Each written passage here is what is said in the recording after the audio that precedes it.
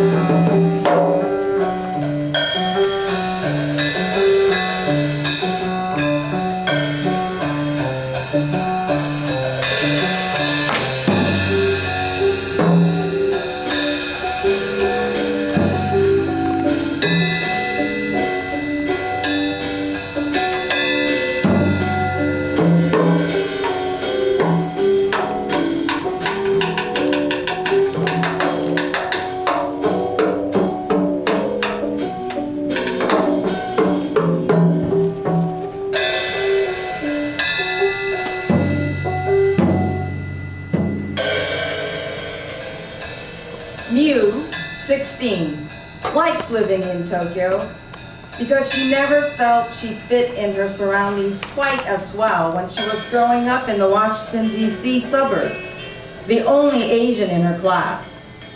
Although there were a few other Asians in her school, when she avoided the best she could.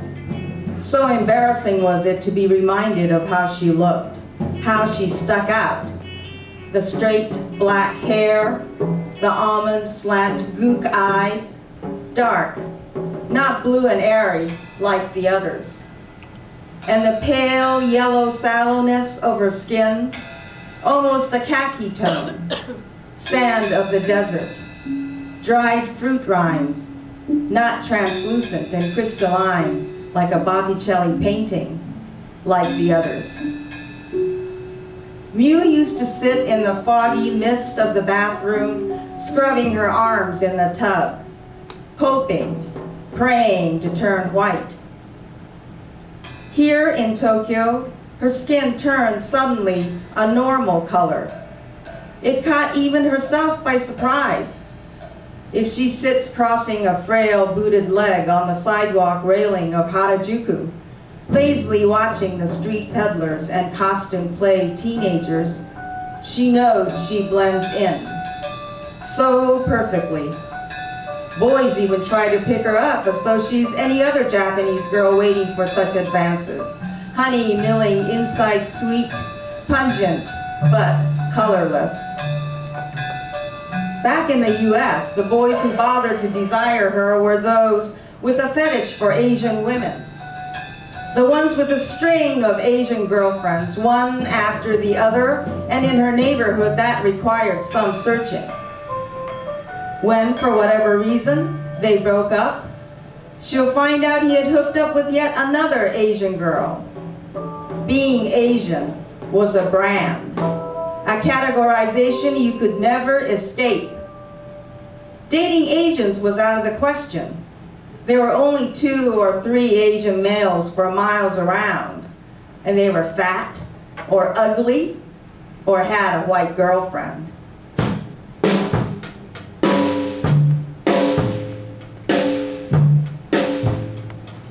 You know her, that little yellow slut, proudly, gleefully, yellowly hanging on Big Master's arm. War bride, geisha, GI's home, away from home, whore for Last Samurai, hula dancer with seaweed hair, Yoko Ono, Akihabara cafe maid, hi, puffy ami yumi, kawaii like Ketai, backup dancer for Gwen Stefani, your real-life Second Life avatar, eager to deliver your freakiest fetish fantasy.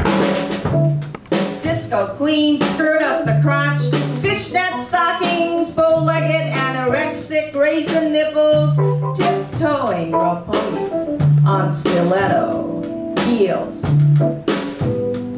Yes, sir, I speak English. I like Gaijin. They kiss you, hold your hand, open doors for me, open legs for you, giggling pigeon, covering mouth. So happy to be little yellow slut. Everybody's seen her, that little yellow slut. Waiting at home, cooking rice, the Japanese Condoleezza rice. Smelling of sushi, breath and vagina, fish and vinegar, fermented rice, honored to be cleaning lady, flight attendant for Singapore Airlines, nursemaid, gardener, Japan expert's wife, mochi manga face, yodeling Mio, growling Enka, sex toy, slant eyes closed, licking, tasting, swallowing STD semen, every drop. Yes, I want a baby who looks gaijin, double fold eye, translucent skin, international school PTA, maybe grow up to be fashion model, even Joshiana. Not happy to be little yellow slut. I recognized her, that little yellow slut. Rejecting Japanese, rejected by Japanese. Ashamed, empty inside. They all look alike. Faceless, hoping to forget, escape to America. Slant-eyed clitoris, adopted orphan. Dream come true for pedophiles. Serving sake, pouring tea, spilling honey. Naturalized citizen, buying Gucci, docile doll, rag doll, Miss Universe, manic, harakiri, depressive, rape victim. She is you, she is me.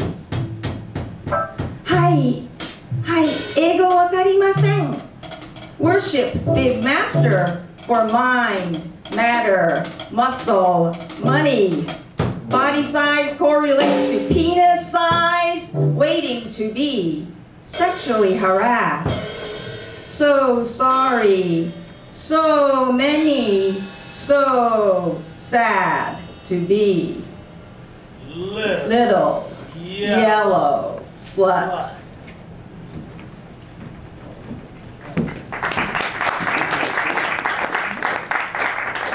What I remember about him is the smell of his breath, like candy gone sour. I was still in elementary school, and so I didn't quite analyze the phenomenon. He was too young to have seen old GI World War II movies, or looked up books of geisha or Susie Won. But I was the symbol of beauty for this person. He followed me home from school, offering me a bouquet of buttercups he'd picked from the lawn.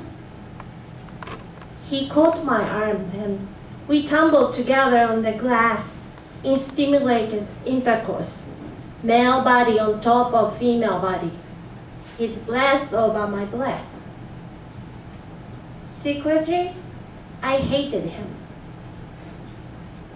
This tall, lanky male of sweet and sour breath, Dennis the Menace, straw hair, pale freckles, blue of his eyes that seems to connect to the sky above the buttercups, the markings of the race that so can spot, Hollywood, Marvel Comics, the evening news, rock and roll.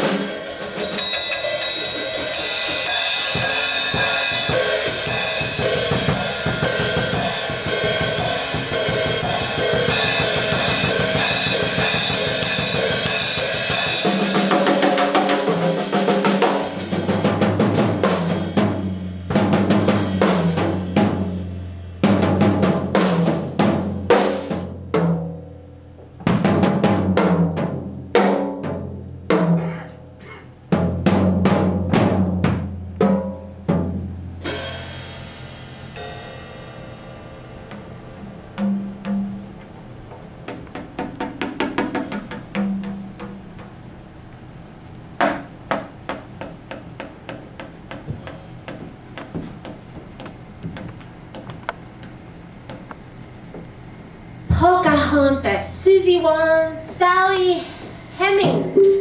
No white women are so used to feeling honored to be seen sexually desirable by the opposite sex at large, but especially the white male. I am never going to open up my legs to another white male ever. Race should not matter, but we are all products of history, and what we do can't be taken out of context of what people did before us, because that's what's going on in people's heads. Let me show you a poem I wrote a long time ago. It was written in tongue-in-cheek, but politically incorrect. And if I can hold this mic, I'm going to try to sing it or do it.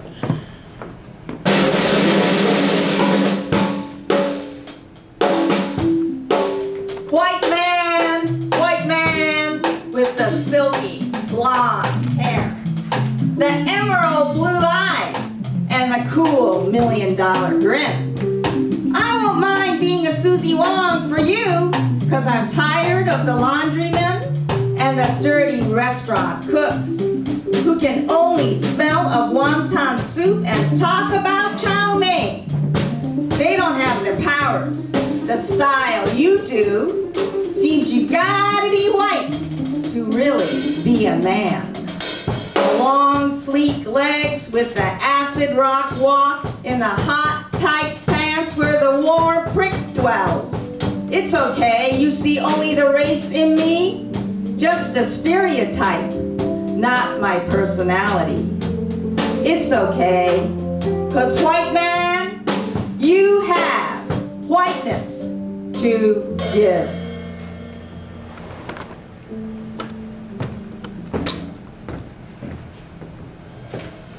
I'm gonna find me a boyfriend in Tokyo who is like Bruce Lee. But Bruce Lee is from Hong Kong, and he married a white woman, and supposedly was not 100% Asian himself. Hi. Just dropping a note to tell you I was out with a couple of friends at the cafe bar that spilled out into the alleys, dotted by sex toy shops and gay bars, lonely souls occupying their time between yesterday and tomorrow. One of those rare places in eccentric Tokyo where status, national origin, even sexuality go out the window. Or so you'd like to think. Then suddenly this Japanese guy comes up to me. Are you with someone? His next question. Are you looking for gaijin? I'd never forget the look in his eyes. So afraid, so pathetic, so sad. It was a totally depressing end to the evening. What happened to this nation with its supposed reputation for right-wing conservative, stuck-up glorification of Japaneseness? It's like we live in colonialism.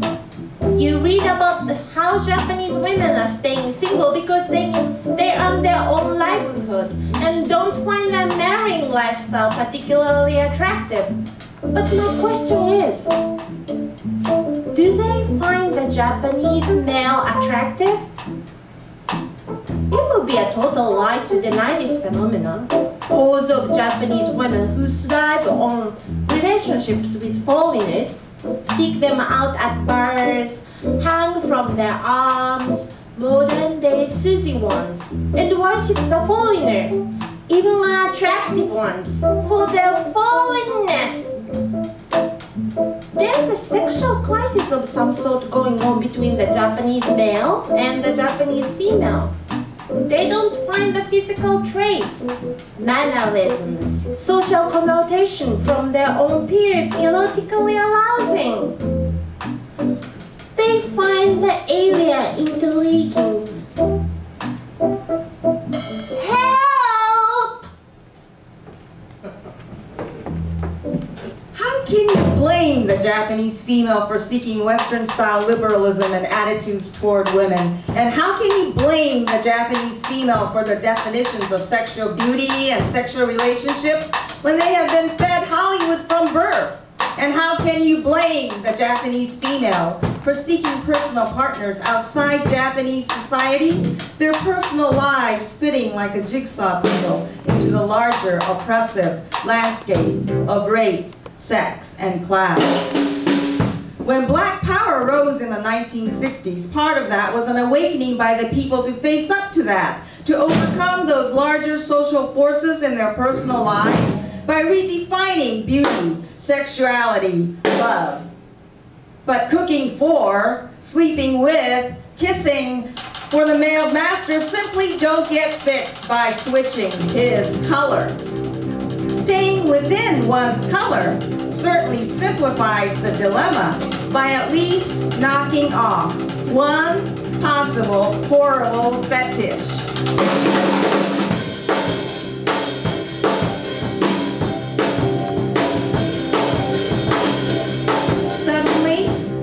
Strangely, Mew feels power turn on like a tungsten flame inside her.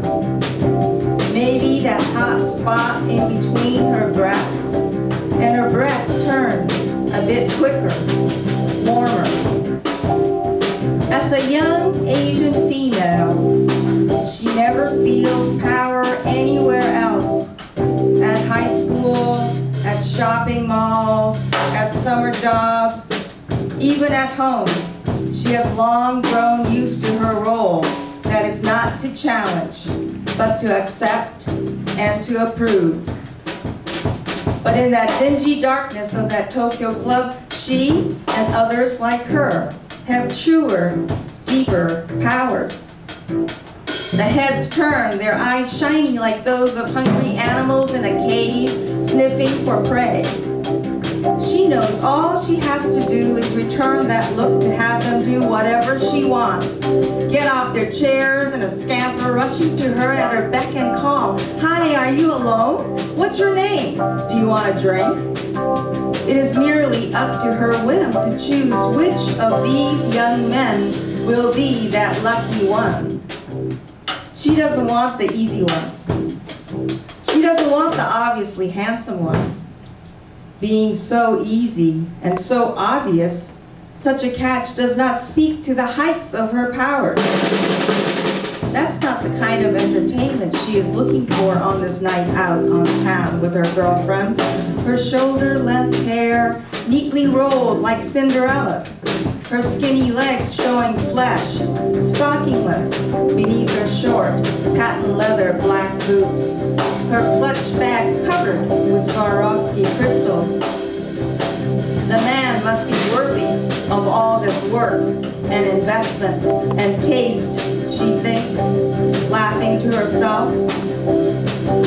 And the man, naturally naturally must have that undiscovered look.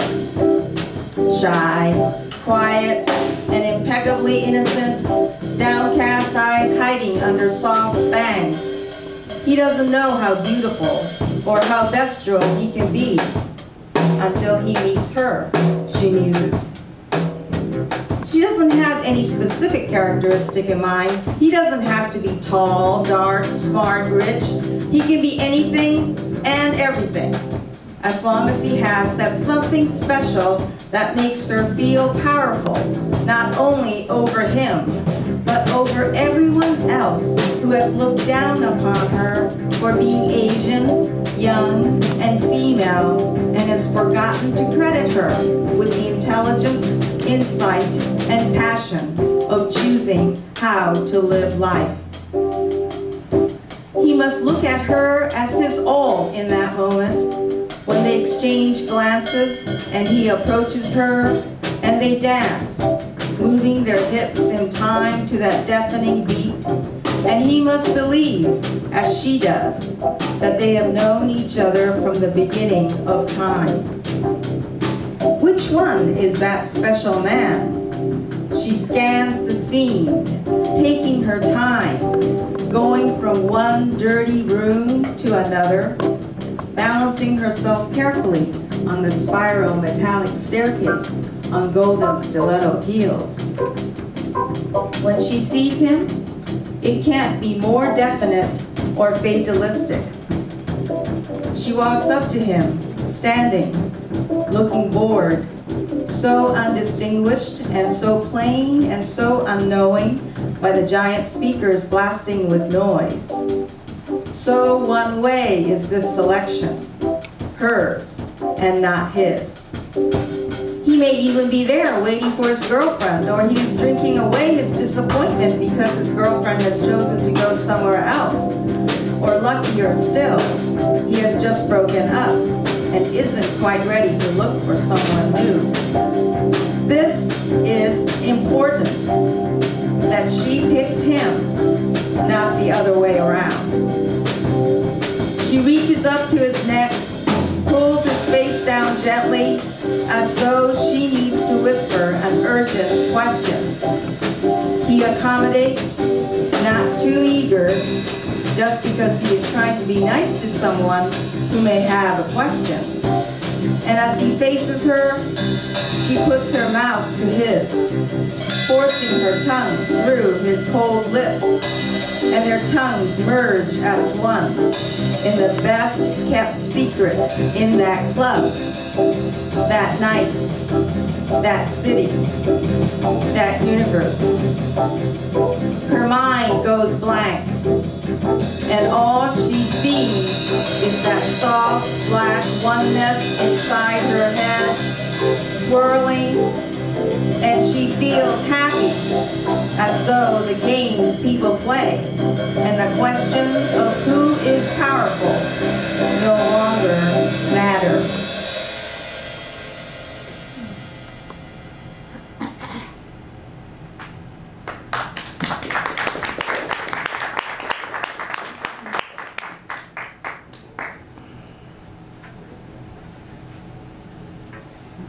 I'm building a database.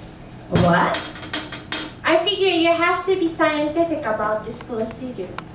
And so how does it work? It's easy. You collect numbers. It must be harder for males, but for females, you don't have to do much.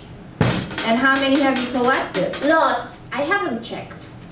10 or 20? More like 100? Gosh, how can you possibly keep track? That's a challenge.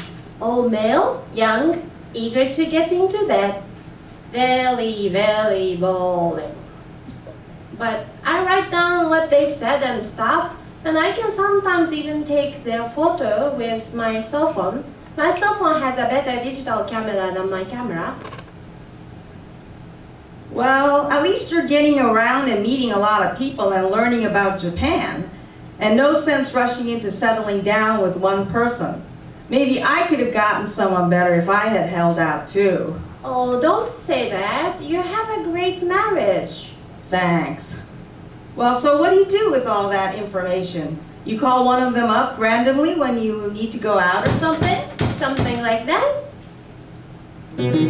Your generation, you know, there's so much technology available, like SNS and email and text messaging, all that, to connect in so many ways.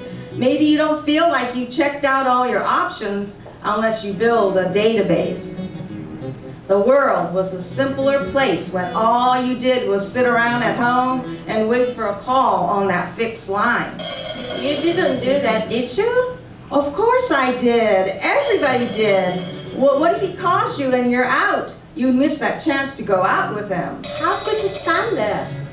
It was quite oppressive, wasn't it? Yes, you're right. The new technology is progress. But don't you feel that Japan is still stuck in the 1950s as far as images of women? What do you mean? Well, what comes to mind when you hear Obasan? Nothing good, right? No one wants to be called Obasan. That's like the worst delightfully things in Japanese you can call a woman. There is Baba. Have you noticed what the salespeople at Shibuya 109 or the Kyoto Maiko and the nightclub hostesses used to refer to older women to avoid saying Obasan? No? What? One-san. One-san. Forever young, although older. But I think this shows how society hasn't recognized the value of the female after women have gotten past the roles of reproduction. Well, wasn't there some minister who got in trouble for calling women reproductive machines? Exactly, that mentality. There are lots of women in their 30s and older who truly dread being called Obasan. If it hasn't happened already, then it could happen any second. Horrors. Moment of metamorphosis.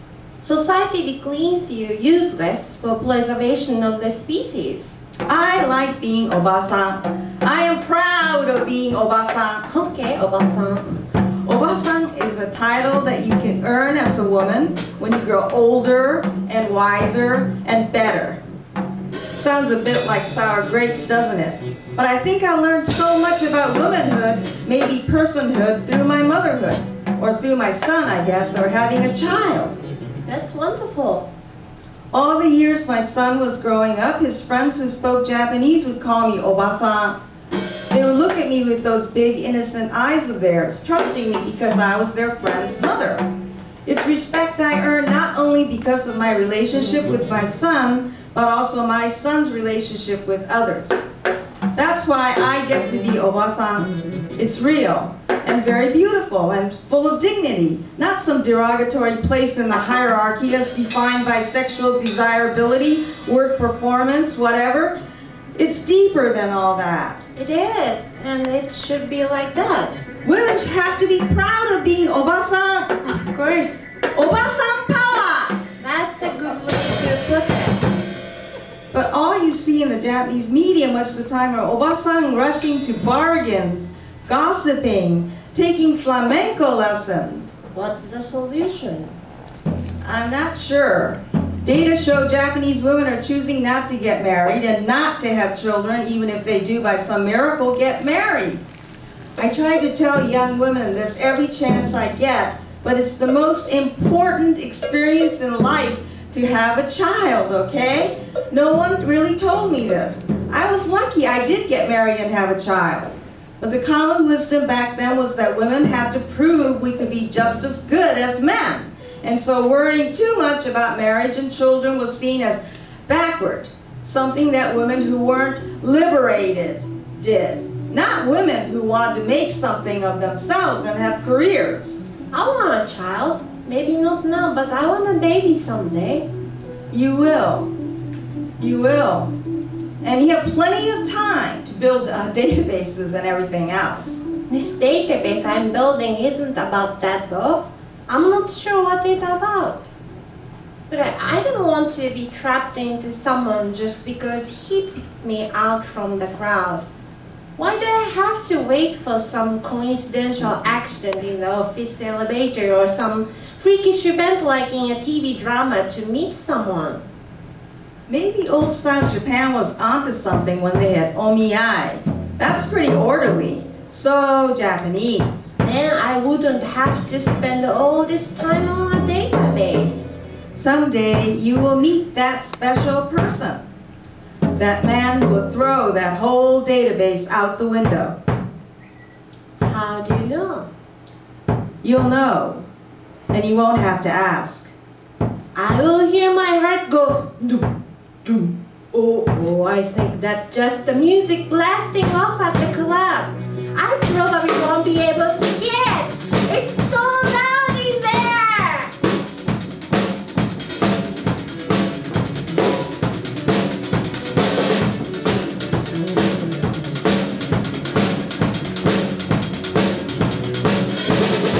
It's him! I met someone. I joined a wild music band with African drums, guitar, keyboards, trap drumming, and singing. I'm learning how to play the pan logo with this group. He's the band leader, Yuga. He's 21.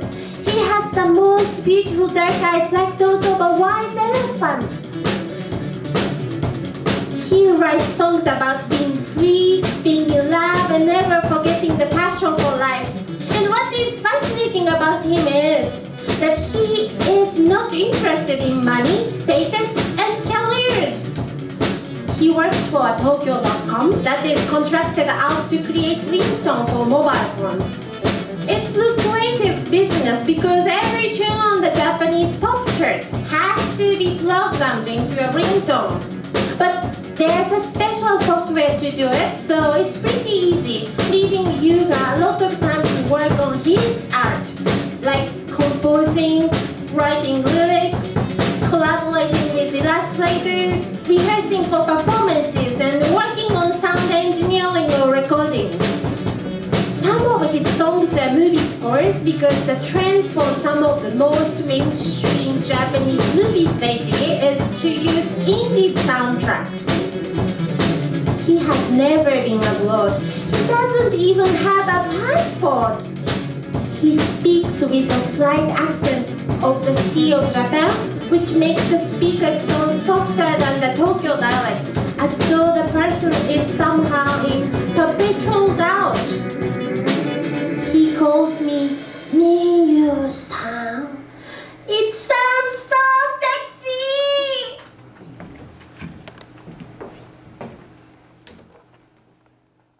I'm trying not to expect too much, but I need not have worried.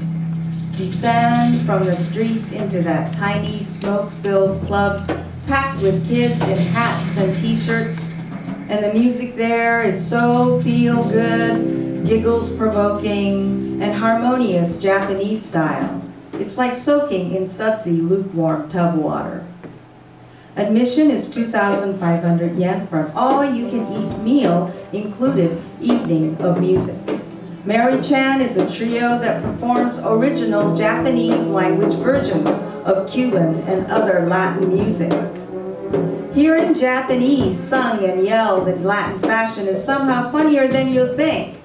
Speak about identity crisis and parodying Japan's imitative modern music scene. See how ghetto haida, he barfed, almost sounds Spanish? Yuga plays panlogo in this band. His deep eyes, those that Mew says look like those of an elephant, buried in his long black hair as he plays with quiet concentration. He is sometimes so serious, his upper lip seems to curl up in a haughty snarl. Mew is so happy she can barely sit still as she jumps around, shaking a wooden stick covered with jangling bells. Who would have imagined that just a couple of months later, Mew would break up with Yuga? They were so young, maybe it was to be expected.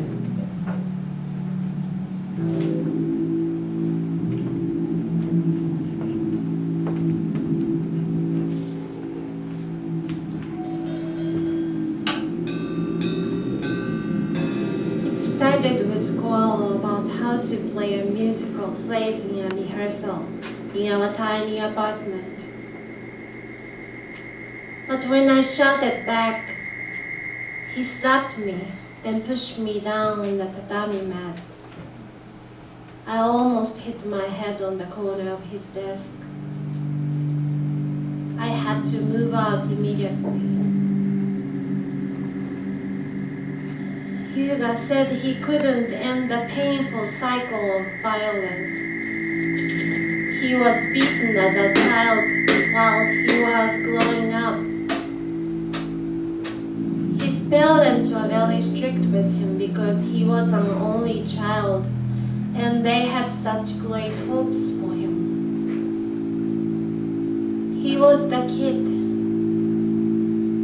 He was the kind of kid who couldn't even ask for a toy.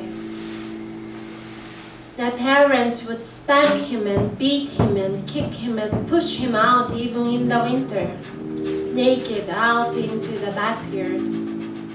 Although he screamed and stamped his little feet and cried as though his little lung would tear into pieces.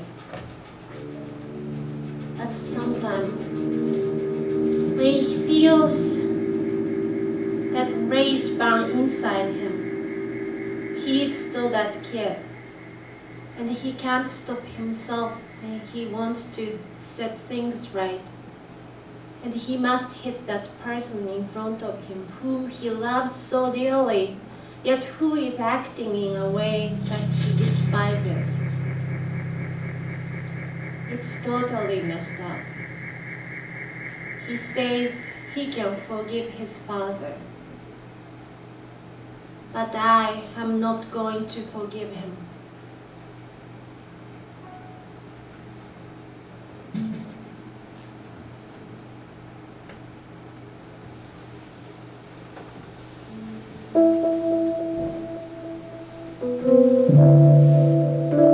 The details, when put together, make for a rather fascinating profile. I still don't really know Yuga at all. The bits and pieces came slowly and gradually. Yuga had another identity.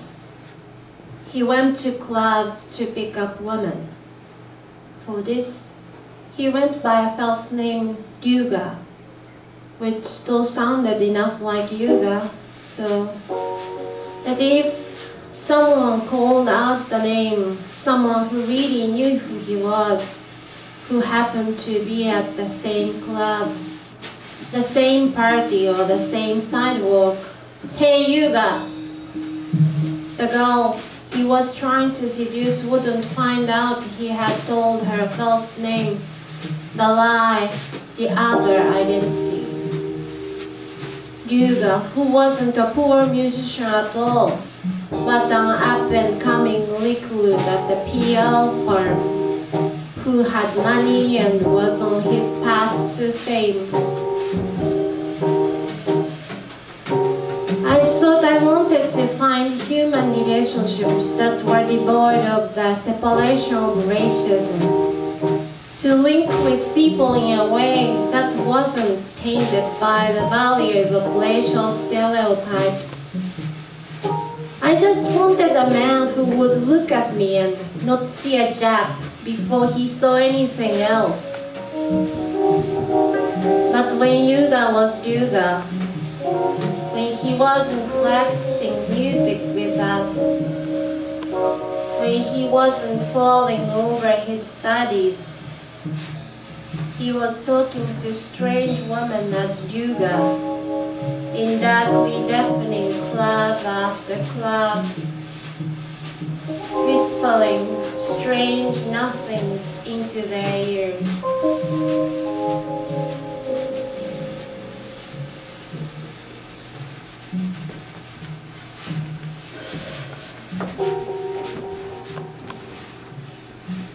I'm sitting in a stuffy waiting room, not bothering to wonder why the others, troubled-looking women of all ages and shapes, would need to be there.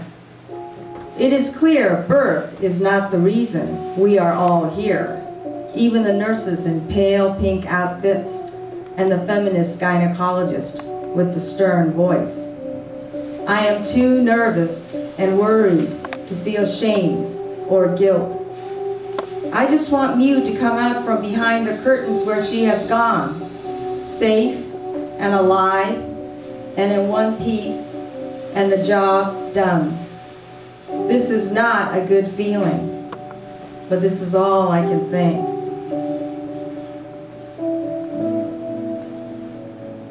We have all been there, our legs open to remind us of what we did.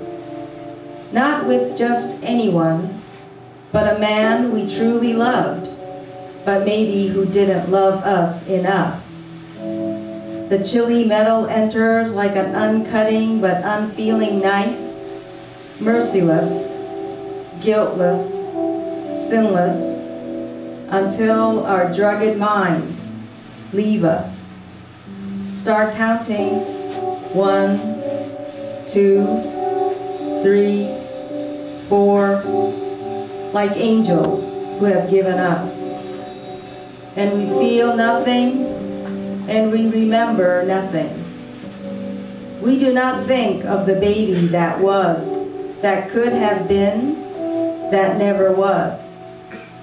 It is a tiny worm-like thing that must be removed like a bloody tumor because it is not a human being yet.